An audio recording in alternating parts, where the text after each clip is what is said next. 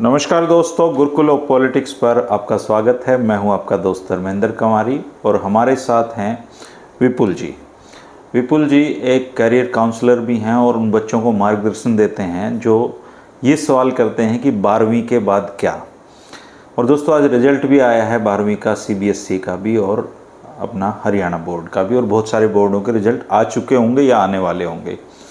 पूरे देश में एक सबसे बड़ा जो सवाल है, 12वीं के बच्चे ये पूछते हैं कि 12वीं के बाद क्या। और ख़ासकर साइंस के बच्चे जिन्होंने जीवन में एक ही लक्ष्य लगाया था कि हमें डॉक्टर बनना है और उनका नीट क्लियर नहीं होता है, तो वो उनके लिए ऑप्शन क्या हैं। विपुल ने बहुत मेहनत की है और बहुत तथ्य जुटाए हैं और इनके पास आपके बच्चों के लिए बहुत सारे ऑप्शन हैं। आप आराम से तसल्ली से सुनना, और अगर आपको ये वीडियो अच्छा लगे तो आप उन बच्चों को भेज सकते हैं जिन्होंने अभी 12वीं की है मेडिकल से। विपुल भाई स्वागत है आपका। नमस्कार भाई साहब, और गुरुकुल ऑफ पॉलिटिक्स के जितने भी श्रोतागण हैं उन सभी को मेरा नमस्कार। और मैं आपका धन्यवाद करता हूं कि आपने मुझे इतने अहम विषय पे अपने विचार रखने के लिए बुलाया। विपुल भाई यहाँ पे ना मैं कोशिश करता हूँ कि राजनीति के अलावा भी बहुत लोगों को मौका दिया जाए और ऐसे ऐसे लोगों को बुलाया जाए जो हमारे दैनिक जीवन की समस्याओं को सुलझा सकते हैं। जैसे पीछे अमित डागर सर आए, उन्होंने साइकोमेट्रिक टेस्ट के बारे में बताया कि अगर आप कंफ्यूज हैं बच्चे को 10वीं के बाद क्या कराना चाहिए तो उनको बुलाया। फिर एक सैनिक स्कूल के एक्सपर्ट को बुलाया क्योंकि सैनिक स्कूलों के लिए बहुत बच्चे तैयारी करते हैं।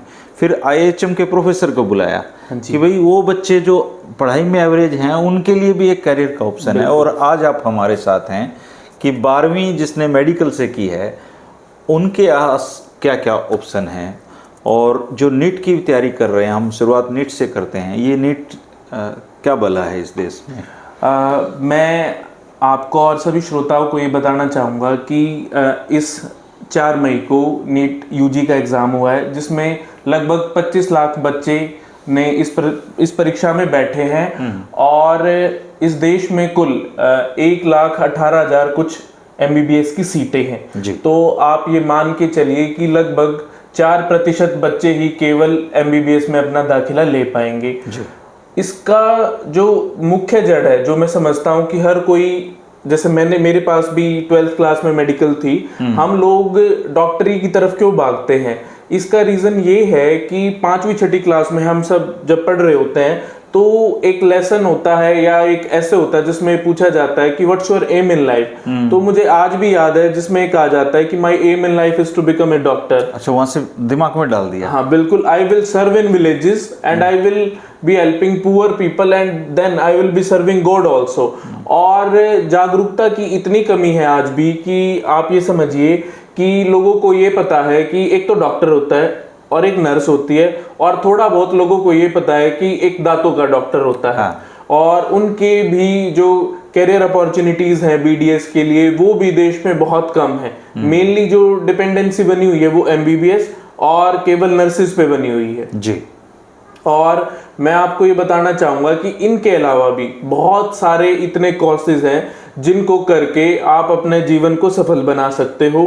और इसके साथ ये देखा गया कि उन कोर्सेज को जो उनकी फीस है, मैं आपको उदाहरण से बताता हूँ कि नीट UG का जो फॉर्म है वो 1700 रुपये फीस है उसकी जनरल कैटेगरी के लिए। ठीक है। और मैंने PGI रोहतक से BSc इन मेडिकल लैब टेक्नोलॉजी करी है, जो कि एक अलाइड हेल्थ साइंस का कोर्स है। और मैं 2016 में पास आउट हुआ था और मेरी फीस लगभग 35 से 36 हजार रुपये लगी थी। इस कोर्स को करने के बाद अगर आप स्टेट लेवल पे, जैसे कि हम हरियाणा में रहते हैं, अगर सोचें तो 60 से 70 हजार रुपए की सरकारी नौकरी आपको आराम से मिल जाती है। आराम से मिल जाती है। आराम से मिल जाती है, क्योंकि आप देख रहे हो कि हर जिले में गवर्नमेंट मेडिकल कॉलेजेस खोलने लग रही है। वो आज नहीं तो कल जब भी फंक्शनल होंगे तो उसमें स्टाफ को उनको रिक्रूट करना पड़ेगा। और अगर वो परमानेंट सीटों पे रिक्रूट करते हैं, नेक्स्ट ईयर से तो वैसे भी पे कमीशन इंप्लीमेंट हो जाएगा, तो सैलरी में लगभग जो आज के टाइम पे है उसमें लगभग 2 गुना का इजाफा होगा, और जिससे सबकी बहुत अच्छी सैलरी हो जाएगी।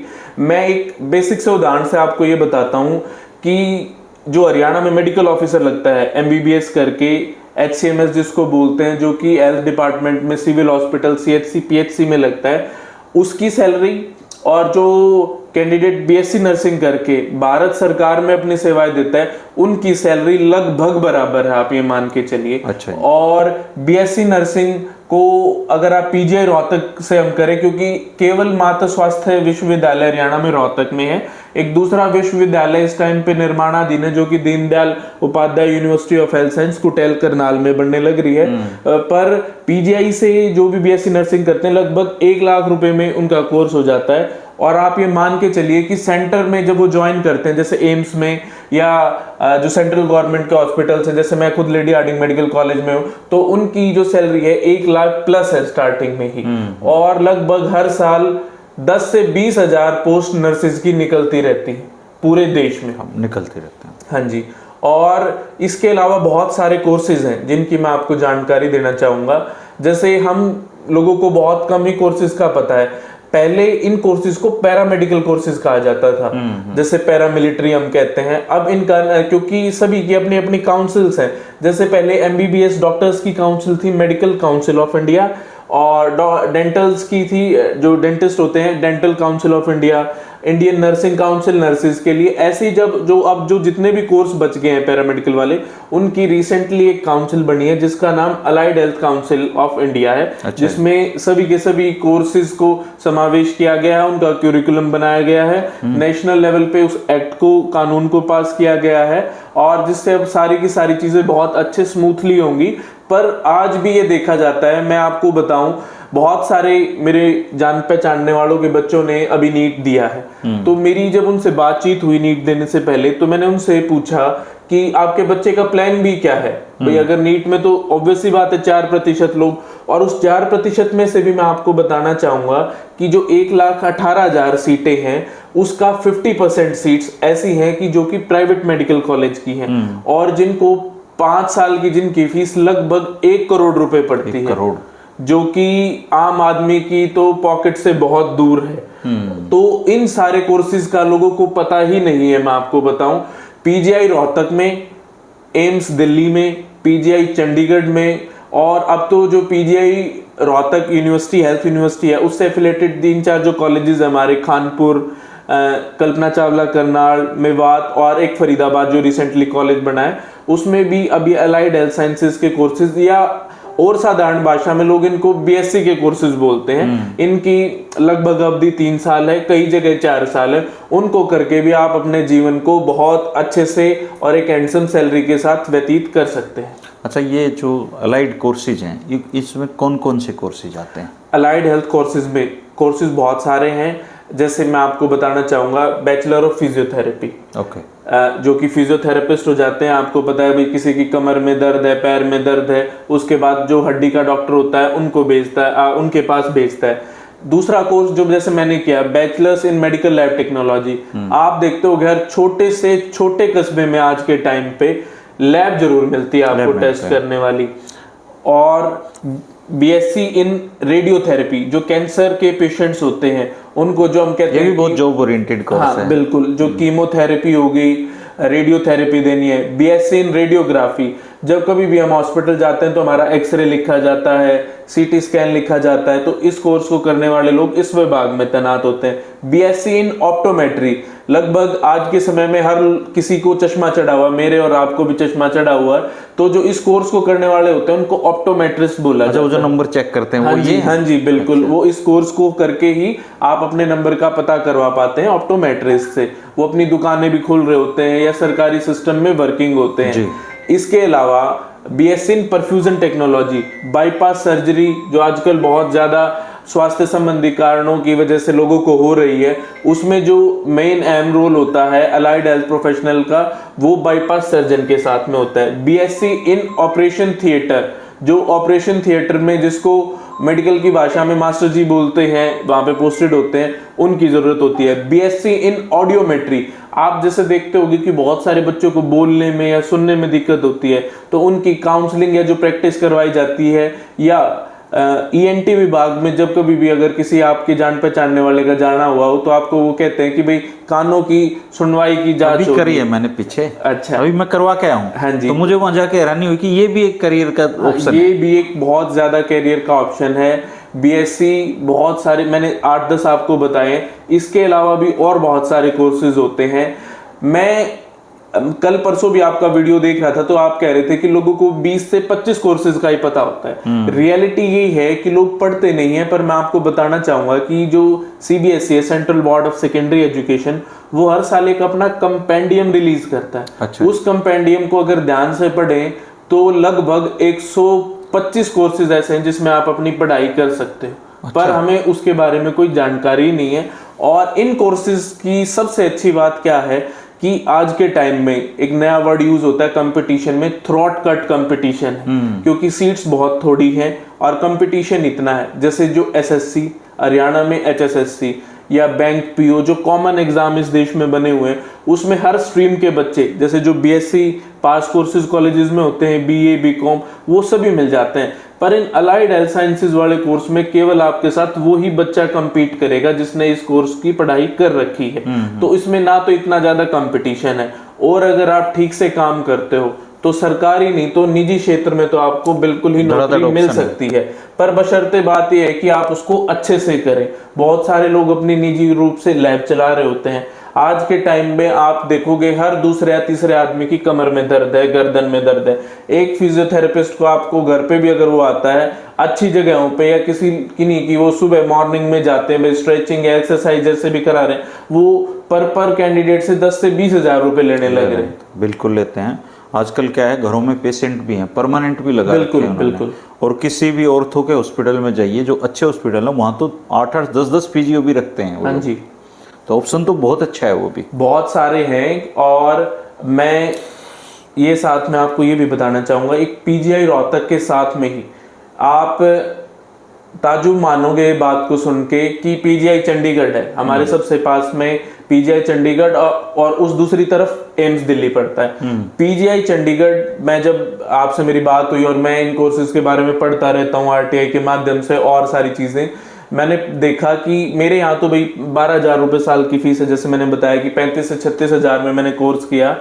पीजीआई चंडीगढ़ इन कोर्सेज को 3,000 रुपए में करा देता है। अच्छा, केवल मात्र 3,000। एडमिशन कैसे होता है यहाँ पे? इन कोर्सेज का जो एडमिशन है एक एंट्रेंस टेस्ट के माध्यम से होता है, और जो इनका सिलेबस है इन टेस्ट के लिए जो नीट यूजी में होता है वो ही सेम होता है। तो ये सब अलग अलग आपको एंट्रेंस देने पड़ेंगे या एक जगह भी कोई? बिल्कुल, जैसे पीजीआई रोहतक का आने वाले दिनों में एंट्रेंस निकलने वाला है, जिसको सीईटी बोलते हैं, पीजीआई का कॉमन एंट्रेंस टेस्ट बोलते हैं। एम्स दिल्ली का इस टाइम पे निकला हुआ है, और एम्स दिल्ली के साथ में जैसे 17 एम्स हैं, उसमें से लगभग 10-12 एम्स है जहाँ पे इस कोर्स को आप कर सकते हो। और पीजीआई चंडीगढ़ का अलग निकलता है। दिल्ली के जो और कॉलेजेस हैं भी दिल्ली सरकार के अंडर में आते हैं या भारत सरकार के अंडर में आते हैं, सभी का अलग अलग एग्जाम निकलता है। आपको उस एग्जाम में अपीयर करना होता है, और एक बार जो भी बच्चा उसको क्लियर कर लेता है और अपनी मनपसंद के कोर्स के बारे में वो सिलेबस ये नीट वाला से बिल्कुल सेम सिलेबस है, और कोई उनको अलग से पढ़ाई करने की भी बात नहीं। अगर कोई बच्चा नीट में रह जाता है थोड़े बहुत नंबरों से, तो मैं डेफिनेटली ये कह सकता हूँ कि उनका जो ये अलाइड हेल्थ साइंसेज के कोर्स हैं इसमें आराम से दाखिला हो सकता है और नौकरी मिल जाएगी। नौकरी बहुत अच्छी। मैं आपको एक और स्थिति बताना चाहूंगा कि जब मैं पीजीआई रोहतक में मेरा दाखिला वर्ष 2013 में हुआ, हरियाणा में 2 स्ट्रक्चर है हेल्थ के, एक तो हेल्थ डिपार्टमेंट और एक directorate of medical education research, जिसके अंडर में हेल्थ यूनिवर्सिटी रोहतक और उससे एफिलेटेड कॉलेजेस आते हैं। हेल्थ डिपार्टमेंट में जो प्राइमरी लेवल पे अपॉइंटमेंट होती है वो एक एमओ की होती है, जिसको मेडिकल ऑफिसर बोलते हैं। तो 2013 में मैंने जब ये डाटा कलेक्ट कर रहा था तो मुझे पता लगा कि वर्ष 2013 में 500 लगभग 500 या उससे ज्यादा पोस्ट निकली, और उस टाइम पे एप्लीकेंट केवल 1000 लोग थे। मतलब उस समय मैंने बहुत सारे लोगों से बात किया, मैं काफी वर्षों से पढ़ रहा हूँ और उसी क्षेत्र में नौकरी कर रहा हूँ, तो मुझे जानकारी भी है। लोगों का कोई भी इंटरेस्ट नहीं होता था उस टाइम पे, क्योंकि लोग ये सोचते हैं गांव में पोस्टिंग आएगी, सीएचसी पीएचसी में, सिविल हॉस्पिटल में, तो लोग अप्लाई ही नहीं करते थे मेडिकल ऑफिसर के लिए। अगर हम उस साल का 2013 का डाटा देखें तो 500 लोगों पे 1000 कैंडिडेट, मतलब लगभग 2 ही गुना कैंडिडेट, बहुत इजी कंपटीशन।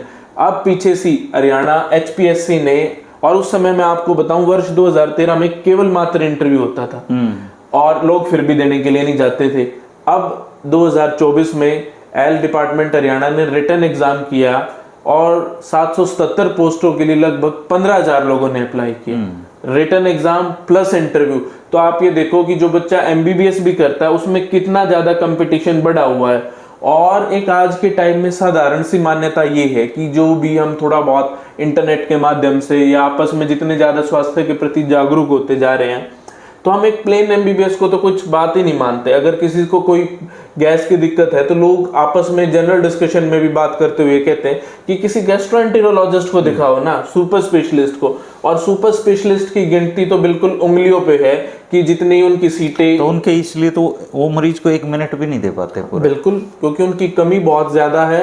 और साथ में एक बात ये भी है, मैं आपको बताना चाहूंगा कि 1,18,000 MBBS की सीटें हैं, मैंने आपको बताया, और अगले साल फिर 25 लाख बच्चे अपीयर होंगे। वो तो बढ़ता ही जा रहा है, ड्रॉप आउट भी बेचारे होते हैं, बढ़ता जा रहा है, ड्रॉप आउट भी करते हैं।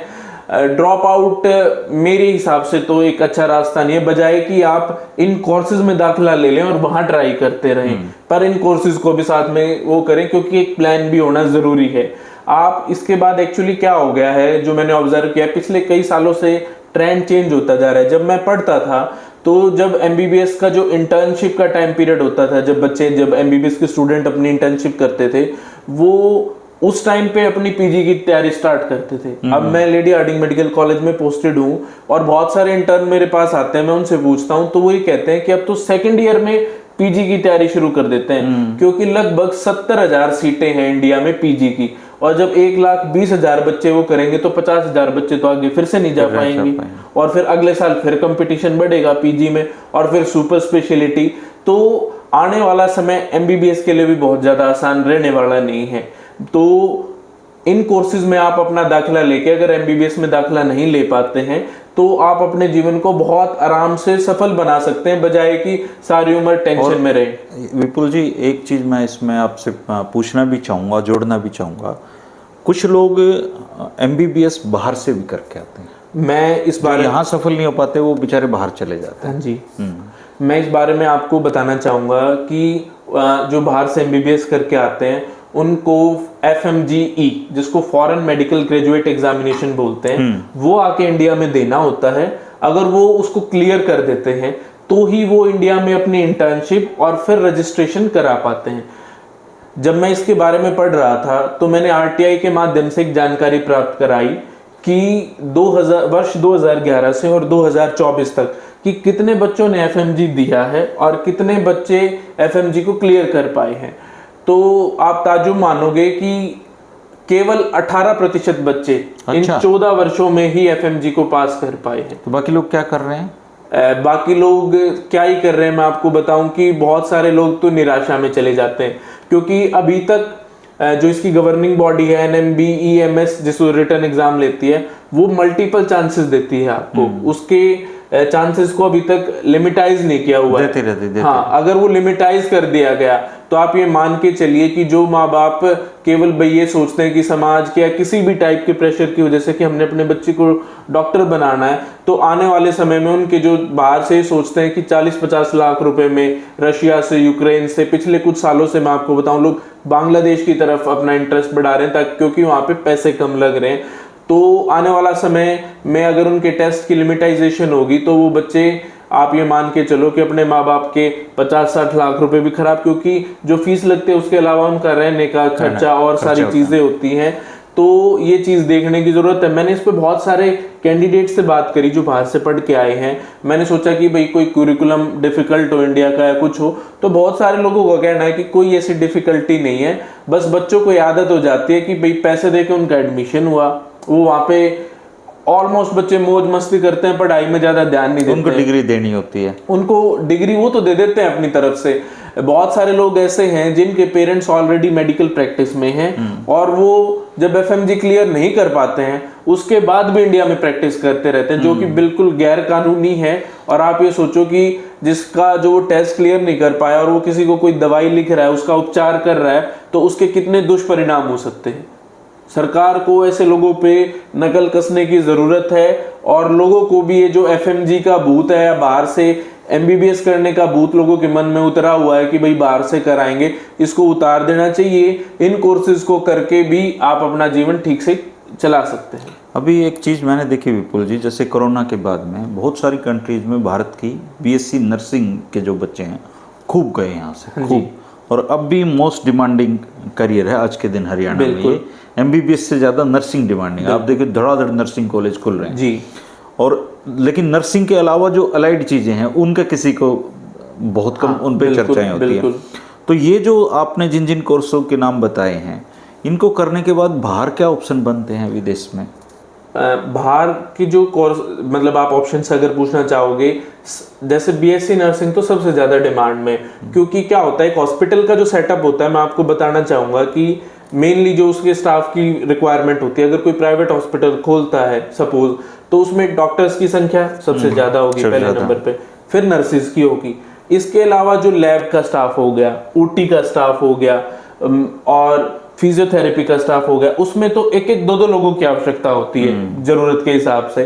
तो बाहर भी जो लोग करके जाते हैं इन कोर्सेज को, उनकी बहुत ज्यादा डिमांड है, क्योंकि आप लोग जानते हैं कि जो स्किल लेके बाहर जाएगा उसको किसी भी समस्या का सामना नहीं करना पड़ेगा। इंडिया में भी मैं आपको एक उदाहरण से बताता हूँ, बहुत सारे ऐसे बच्चे हैं जिन्होंने सरकारी सिस्टम में ना जाके अपने रोहतक में ओलियट एक हॉस्पिटल है, उसमें अलाइड हेल्थ साइंस का ही कोर्स करके बच्चे शहर में आप को मैं बताना चाहूंगा कि लगभग 70 से 80 हजार रुपए तनख्वाह ले महीना कमा रहे हैं शहर में। इतने तो कई हॉस्पिटल में एमबीबीएस को भी नहीं मिल रहे। बिल्कुल, ये सच्चाई है। आज के समय में प्राइवेट हॉस्पिटल में एमबीबीएस को इतनी ज्यादा अच्छी सैलरी नहीं दी जाती इन कंपैरिजन टू वो एमओ लग जाते हैं या पीजीआई में एज ए जूनियर रेजिडेंट या हाउस सर्जन काम करते हैं। और रही बात बीएससी नर्सिंग की, जैसे कि आप कह रहे थे कि बहुत सारे कॉलेजेस खुलते जा रहे हैं, हर वर्ष उनमें वृद्धि हो रही है। आप ये को मैं बताना चाहूंगा कि एम्स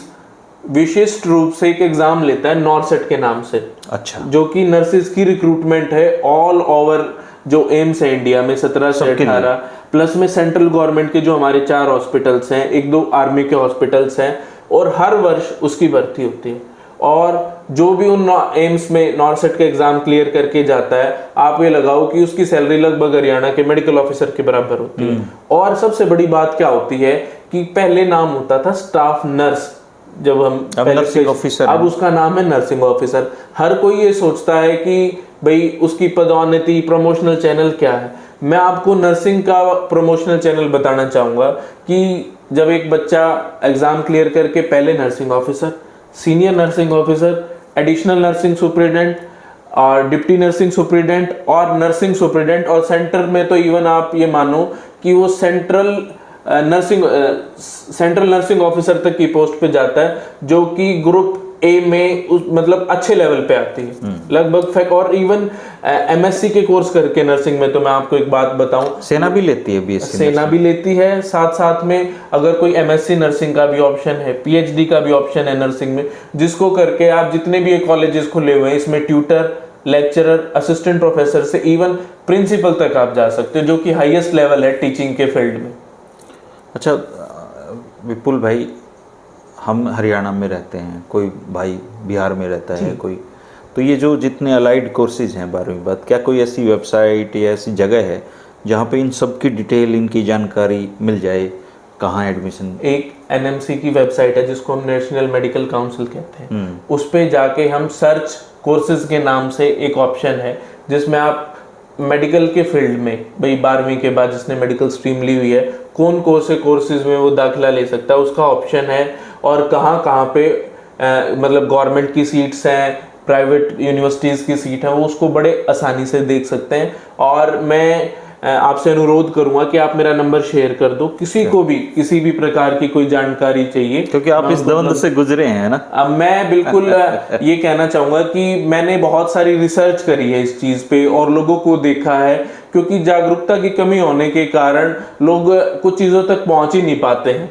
और ये बहुत ही ऐसे कोर्सेज हैं, प्रोफेशनल कोर्सेज हैं, जिसमें आपको ज़्यादा कंपटीशन की भी वो नहीं पड़ती, और अगर आप इनको करो तो बहुत अच्छा रहता है। मेरी यही सोच रही है कि स्कूल कॉलेजेस में, मैं बहुत सारे स्कूल कॉलेजेस गवर्नमेंट के हैं उसमें गया हूँ बच्चों को ये बताने के लिए, क्योंकि सबसे मेन चीज़ तो ये है कि पता होना चाहिए कि हमारे पास ऑप्शंस क्या हैं। हम केवल 4, 5, 10 ऑप्शंस के अराउंड ही 4-5 भी नहीं, यहाँ तो 2 पे ही घूमते हैं, एमबीबीएस या बीएससी नर्सिंग। और बीएससी नर्सिंग की तो जो वैकेंसी है, मैंने कुछ एक डाटाज आरटीआई के माध्यम से जो पता किया है, मेडिकल ऑफिसर्स जो कि एमबीबीएस करके लगते हैं परमानेंट पोस्ट, उनसे भी ज्यादा पोस्ट निकलती हैं पूरे देश में। अगर किसी का एमबीबीएस में नहीं होता और अगर वो बीएससी नर्सिंग में उसका एडमिशन हो जाता तो उससे तो अच्छी कोई बात ही नहीं है। मैं तो अपने निजी अनुभव और जानकारी के आधार पर बीएससी नर्सिंग में तो नेट का स्कोर ही काम आता है। नीट का स्कोर जो एनटीए पेपर कराता है, कुछ एक इंस्टीट्यूशंस के लिए काम आता है। अदरवाइज जैसे पीजीआई रोहतक हो गया, दिल्ली के अपने एंट्रेंस हैं, पीजीआई एमईआर के, चंडीगढ़ के और एम्स दिल्ली के, वो उसको अपने अलग से यूज करते हैं। जो नीट यूजी का स्कोर है वो कुछ एक इंस्टीट्यूशंस के लिए अलाउड है। ऑप्शंस तो जैसे मेडिकल की पढ़ाई करने के बाद BMS, bachelors in veterinary surgeon, उसके बाद बी फार्मेसी, ये सारे भी ऑप्शंस हैं। पर इन कोर्सेज के साथ ये है कि एक तो इनकी अवधि लगभग 5 वर्ष है, प्लस जो ऑप्शंस है जैसे बैचलर्स इन वेटनरी सर्जन है, उसके बाद आपको मास्टर्स इन वेटनरी सर्जन करना। और मैंने डाटा कलेक्ट किया अपने हरियाणा का ही, अगर देखा जाए तो पिछले 10 से 15 साल में 1 या 2 बार ही वैकेंसी निकली है। हाँ, पहले तो इसको 100% जॉब ओरिएंटेड कोर्स माना जाता था। बिल्कुल, वीएलडीए को, वीएलडी उससे नीचे वाला कोर्स है बीवीएससी से। वीएलडीए, बीएससी, और इनका जितनी पोस्टें निकलती थी उतने कैंडिडेट भी नहीं होते थे कई बार। पहले जागरूकता कम थी भाई, लोगों को पता नहीं होता था। पहले अकेला ये अपना जो एचएयू था ये कराता था, सीसीएस एचएयू कराता था। अब उन्होंने प्राइवेट भी दे दिया है। अब एक ही वो कॉलेज है, मैंने खुद बीवीएससी सीसीएस एचएयू का एग्जाम दिया था, मेरा क्लियर हुआ, पर फाइनल लिस्ट में मेरा सिलेक्शन नहीं हो पाया था। एक कॉलेज शायद कोई मैम के आसपास बहु अकबरपुर में है, वो प्राइवेट कॉलेज है। अदरवाइज हरियाणा में तो कोई और ऑप्शन ही नहीं है। पर इतनी कम सीटें होने के बाद और 1-2 इंस्टीट्यूशन होने के बाद भी सरकार वैकेंसी बहुत कम निकाल रही है, पिछले कई वर्षों से मैंने देखा है। हालांकि वो भी जॉब ओरिएंटेड कोर्स है। मैंने अभी देखा है कि यहाँ पे पेट क्लिनिक खुला हुआ है जी। वो जो पेट क्लिनिक खोला है जिन्होंने, आराम से वो महीने के मतलब 20-25 लाख रुपए कमा लेते होंगे। मतलब इतना क्राउड है वहाँ पे। बिल्कुल बिल्कुल। जो भी अपना प्राइवेट काम करना चाहते हैं, कोई भी कोर्स करके, चाहे वो अलाइड हेल्थ साइंस के कोर्सेज करते हैं या बैचलर इन वेटनरी साइंस करते हैं, वो एक तो समय मांगता है, एक आपकी कंटिन्यूएशन, कंसिस्टेंसी और नॉलेज पे भी डिपेंड करता है। क्योंकि प्राइवेट सेक्टर में जो भी जाता है, चाहे हम प्राइवेट हॉस्पिटल में जाते हैं, तो ये एक अपना माइंड सेट करके जाते हैं कि सामने वाला आदमी बिल्कुल एक्सपर्ट है, और अगर वो थोड़ी सी भी मधुर उसका बिहेवियर होना चाहिए, और अगर वो थोड़ी सी भी कमी पेशी करता है तो वो बिल्कुल भी हम सहन करने की उसमें नहीं होते, और फिर दोबारा हम कभी भी उस स्थान पे जाते ही नहीं है। तो जिनका व्यवहार अच्छा है उनके लिए प्राइवेट काम भी बहुत अच्छा है। प्राइवेट काम में ये है कि आपको एक्सपर्ट होना चाहिए। जितने भी हम प्राइवेट हॉस्पिटल्स में जाते हैं, एक इस माइंडसेट के साथ तो जाते हैं कि भाई वो गोल्ड मेडलिस्ट है और भैया उसने अपने गवर्नमेंट से छोड़ के आए हुए हैं। बहुत सारे लोग आजकल जैसे हम देखते हैं अपने पीजीआई रोहतक से ही बहुत सारे डॉक्टर छोड़ के प्राइवेट सेक्टर को ज्वाइन कर चुके हैं, तो एक उनकी साख बन जाती है। और उस साख को देखते हुए ही हम जहाँ पीजीआई में सरकारी मेडिकल कॉलेज में 5 रुपए फीस लगती है और 12,000 रुपए फीस देने के लिए तैयार हो जाते हैं, लगभग 200 गुना अगर देखी जाए तो। देते हैं, वो सुविधा के लिए देते हैं, वो केवल सुविधा के लिए देते हैं। बेशक हमें वहां बैठ के इंतजार करना पड़ता है, हम पीजीआई में 5 रुपए दे के इंतजार नहीं कर पाते हैं, पर 12,000 रुपए दे के इंतजार कर लेते हैं। ये भी एक माइंड सेट ही है। बिल्कुल। विपुल भाई, आपको लोग कितने बजे फोन करें, मतलब एक टाइम बता दीजिए, क्योंकि किसी भी टाइम फोन करेंगे तो आपकी जो जिंदगी है वो प्रभावित होगी। मैं आप लोगों से अनुरोध करूंगा कि सुबह 9 बजे से लेकर और रात के 9 बजे तक आप मुझे किसी भी समय कॉल कर सकते हैं। हो सकता है मैं भी खुद एक गवर्नमेंट ऑफिशियल हूँ, वर्किंग हूँ, मैं आपका फ़ोन नहीं उठाऊँ तो आप मेरे को मैसेज ड्रॉप कर सकते हो, मैं आपका रिप्लाई जरूर करूँगा। मैं जितने भी अगर मेरे से कोई कॉल्स मिस हो जाती हैं रूटीन में, मैं उनको शाम को कॉल या मैसेज जरूर करता हूँ। चलो बढ़िया है, आपने एक तो अच्छी बात यह है कि आपने बहुत जानकारी जुटा के, और हमारे जो दर्शक हैं, इनके जो बेटे बेटी हैं, जानकार हैं, उनको इससे बहुत फ़ायदा होगा। क्योंकि 12वीं मेडिकल करने का मतलब ये केवल MBBS डॉक्टर या BSc नर्सिंग नहीं होता है। बहुत सारे कोर्सेज हैं, और ख़ासकर आजकल जो बच्चे बाहर जाने की तैयारी कर रहे हैं, वो एक बेहतर स्किल अगर यहाँ से लेके जाएंगे तो उनको वहाँ रोज़गार मिलने में बहुत आसानी होगी। जाते ही उनको रोज़गार मिलेगा। तो बेहतर है आप MBBS अगर हो रहा है आपका तो ठीक है, अगर नहीं हो रहा है तो आप अलाइड कोर्सेज की तरफ जाइए। NMC की वेबसाइट पे आपको तमाम जानकारियाँ मिलेंगी। आप अगर फिर भी कन्फ्यूजन है तो आप विपुल भाई से कॉल करके पूछ सकते हैं, लेकिन ये भी ध्यान रखिएगा कि ऐसा नहीं कि आप इनको रात को 12 बजे कॉल कर रहे हैं। आप दिन में कभी कॉल करिए, और बेहतर होगा पहले आप मैसेज छोड़िए इनको, ये आपका रिप्लाई करेंगे। विपुल भाई आप आए, आपने इतनी महत्वपूर्ण जानकारियाँ दी, इसके लिए आपका बहुत धन्यवाद। बहुत बहुत धन्यवाद, आपने मुझे ये मंच प्रोवाइड किया, और भविष्य में भी कैरियर से रिलेटेड या और बहुत सारे सामाजिक इश्यूज़ हैं जिन पे मैं काम करता रहता हूँ। मुझे बहुत खुशी होगी, और मैं आपके चैनल को और आपको बहुत वर्षों से फॉलो कर रहा हूँ। आज आपके साथ में बैठा हुआ हूँ और अपने विचार मुझे साझा करने का अवसर प्राप्त हुआ। आपका बहुत बहुत धन्यवाद। नमस्कार। नमस्कार।